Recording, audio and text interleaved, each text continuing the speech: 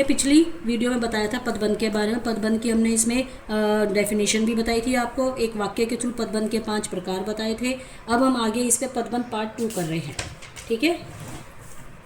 Next है, फिर से विषय वही है पदबंध, इंग्लिश में इसे क्लॉज कहते हैं, क्लॉजेस।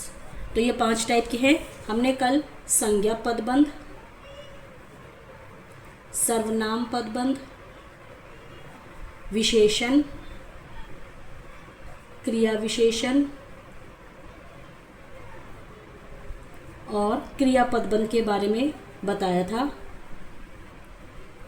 आज मैं फिर आप लोगों को एक वाक्य और दे रही हूँ, चाहे तो इसे आप सेकंड भी कह सकते हैं। एक वाक्य मैंने पिछली क्लास में दिया था, एक वाक्य मैं इस क्लास में दे रही हूँ।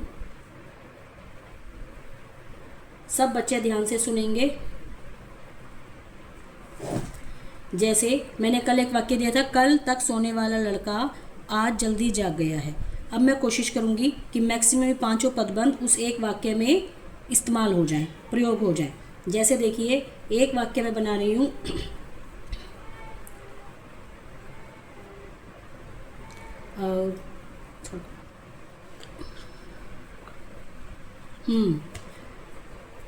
जैसे एक वाक्य है, मेहनत करने वाले तुम आज क्या कर रहे हो। अब जैसे देखो, ये मेहनत करने वाले अंडरलाइन है तो वही विशेषण पदबंध है, पर अगर तुम तक आ जाता है अंडरलाइन तो ये सर्वनाम पदबंध हो जाएगा। क्या कर रहे हो, ये फिर से वही क्रिया पदबंध है। देखिए, मेहनत करने वाले तक है अंडरलाइन तो ये विशेषण है, क्योंकि ये किसकी विशेषता बता रहा है, सर्वनाम की, ठीक है।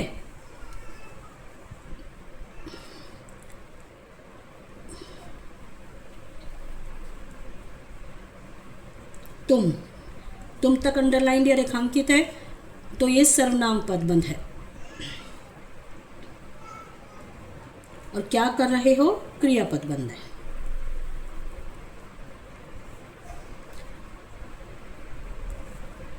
पर अगर कुछ बच्चों को समझ नहीं आ रहा क्रिया विशेषण पदबंध क्या है, तो उसके लिए मैं थोड़ी डिटेलिंग आपको क्रिया विशेषण पहले समझना पड़ेगा, तभी आप क्रिया विशेषण पदबंध समझ सकते हैं।